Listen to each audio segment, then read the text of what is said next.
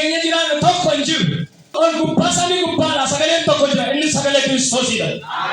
Dhaloonni sadagaan hin jiraatu.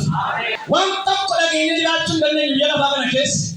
Sagalee abbaa keenyaa, sagalee haadha keenyaa, sagalee qilleensaa, sagalee baraa, sagalee namaa, sagalee biyyaa, sagalee qilleensa, sagalee lafaa dhageenye jiraachuu hin dandeenye. Nu butuu hin danda'u. Nu tarkaanfachisuu hin danda'u. Kan dhageenya jiraannoo jiraan sagalee Kiristoosidha. Maatiis boqonnaa lama lakkoofsa 13 gubbaatti dhaggeeffadha akkasidha nan dubbisa.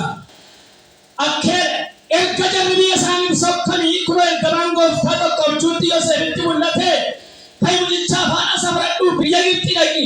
Heroodis mujicha ajjeesuu waan barbaaduuf amma nisitti mutti achuma turetti jedhe. Inni tokkoffaanii du'arraa filee jiraan yeroo sagalee Kiristoos dhageenye. Maayinni kun sagalee eenyutu dubbata? Yoosef. Maaliif dubbata? Bara sana keessatti sagalee tokko jira. Sagalichis maal ture? Bara sana raajiin durfame raajame tokko jira. Innis maal akkas jedhama? Fayyisaa tokko dhalata. Nama dhalatu jira. Inni immoo addunyaaf ifata. Biyya lafaan gargaara. Namoota du'a jalaa baasa. Rakkina jalaa baasa. Hin dhalata jedhee bara baay'ee yeroo baay'ee raajame ture. Akkuma ergaan kun dubbatame booda erga dubbatame raawwate mucaa tokko dhalate. Sagalee yaaddoon kun gaafa dhaga'amu ergamaan Waaqayyoo tokko dhaqee Yoosefitti dubbate. Namni sagalee adeemu du'oodha. Kai biyya Gibxitti gadi bu'i. Ani mucicha achitti dhooshaa'e. Waaqayyo akkasitti dhooshaa'e. Namni sagalee Waaqayyoo dhaga'u du'oodha. Inni lammaffaan namni sagalee Waaqayyoo dhaga'u qaaniidha. Waan taa'aatu ta'a. Yohaannis boqonnaa lama gubbaatti namicha tokko cidha qopheesse. Cidha qopheeffateetu keessumaan irraan galiitu waamichi walakkaan ta'e salphinaan itti dhufe. Namichi kun waan godhame asii wachi ilaalee nama waa godhame nama cimaa tokkotti dhaabsa dhaabbate. Wanni sagalee nama cimaa dhageessan jireenyi dura jira. Namoonni sagalee nama cimaa sana dhageessan salphina bituu dura jira. Namtichi kun baay'ee dhagaan hunduma waame Yesuus irratti kattabe. Ina beektaa mana keetti Yesuusin salphina kee tafa. Ina beektaa Yesuusin mana keetti qaanii olta. Akka gaadhi Yesuus namicha danqabuu isaa gargaarke.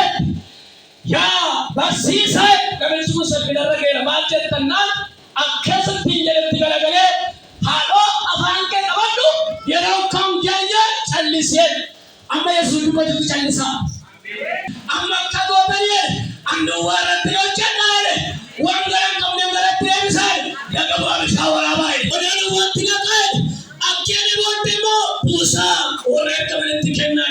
Inni sadaffaan rakkinarraa fadhii oolanii bulanii lafa irratti. Hojii gamoota boqonnaa 27 irratti sagalee Waaqayyoon dhaga'e Phaawulos utuu galaana gubbaa jiru, utuu rakkinarra jiru, utuu danqabarra jiru sagalee Kiristoosin dhaga'e. Warri inni wajjin deemu waan garaagaraa hojjetu.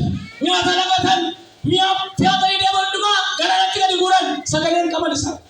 Ooluuf fala biraan barbaadin Kiristoosin dhaga'e. Dura kee jireenya guddaa jira. Phaawulos akkee sagaleen tokko garaa isaa dhufeera. Gama Waaqayyootti dubbate yaa Phaawulos sodaatin raafamini. Isin keessa lubbuun nama tokko waan ta'u garuu waan isinitti na deemtan kun garuu cabaa'e. Hirraa'e. Warri kun rakkina qaba. Inni sodaatiin garuu siif karaa jira. Akkuma ergamaan Waaqayyootti dubbate oolanii bulanii markabichi dhagaatti rukutame lafa itti bu'e hin hunqurame hin caccabe isaan garuu lafa haaraatti baay'eedha. Dura kee lafa haaraa jira. Ati garuu sagalicha dhagaye. Inni kan biraan ittiin xumuru namoonni sagalee Waaqayyoo dhaga'anii jiraatan sodaan irratti hin ta'u. Maqaa sarkajee jakee olana buus raalaa madalamas bukkanicha sodaatte kun haalatti sodaatte kun dhukkubatti sodaatte kun sagalee kee ol kaasee ameen jedhe. Waan itti ilaaltee baramaa jirtu kun akkasiin jedhe abbaan kee sirratti hin ta'u siin jedheera. Seenaa boqonnaa 15 irratti dhaqee dubbiftan Abrahaam akkee kakuu qaba. Sagalee dhaga'aa jiru akkee waan tokko mana isaa irratti ilaala. Nama biyya ormaa Damaasqoo kan ta'e tokko mana isaa ilaala. Abrahaam mana waan hin qabneef ganamas galgalas Laazaariin ilaala. Namicha lallaadhaan annalaan qabu jedhee qaba hundumaa weeddisa waa qaba. Garuu sagaleen tokko dhufee akkasitti hin jedhe. Yaa Abrahaam hin sodaatin. Inni sodaatte kusinnaalu jilba kee kan boossi dhaalaa. Rakkinni sodaatte sinnaalu waan akkasiin jechaa gara bakka. waaqayyooti. Na hubadhu siin jedhe waaqayyooti. Isan sodaatee miillate jalatti hangattu malee waaqayyooti. Inni kam biraan hin milkaa'u. Warri sagalee dhagaan hin milkaa'u. Lukaas boqonnaa 5 gubbaarratti Phexros fa'aa gooftaan utuu hin dhaqin hojii guddaa hojjetan. Hojii isaan hojjetan hojii dafqaan, hojii bu'aa hin qabne, hojii kisaaraa, dadhabbii bu'aa kan hin qabne ture. Garuu gaafa gooftaa Yesuus Kiristoos gara isaa dhaqu wanti lolaan waan guddaa argatan. Gooftaan gara isaanii waan inni qomaa deemaa jiru. Bidiruu isaanii kan jiru, isaan duukaan jiru. Garuu isaan bultoo isaanii caccabaan gochaa jiru. Galaanatti gadi wali qurxummii barbaadu. Halkan guutuun joola waan tokko jiru. Qorraan rukutaman, haalaan rukutaman, beelaan dhuman. Gooftaan gara isaa dhaqaara isaan galaayi. Kiyyoo isaa dhiqatanii waan dubata tolchatanii isaanii galaana kaabaa jiru namatti dhaqee eessa dhaqannaa galaayi. Maaliif hin dadhabne waan tokko sin argan. Homaas hin qabne. Joorraan bu'aan keenya qorraan rukutamuu dadhabbiin waa ta'e amma garuu galaanannaan qo'a akka godhaayi. Walakkaatti naa butaa bidiruu keessan jedhe.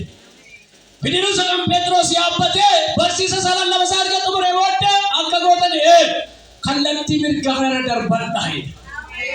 Waan bara dheeraa sideetu galma kanaa kaasisii qabama. Gooftaa itti dadhabnee roomaan arganne gara dubbii keef jecha hin darbadhaadhaan.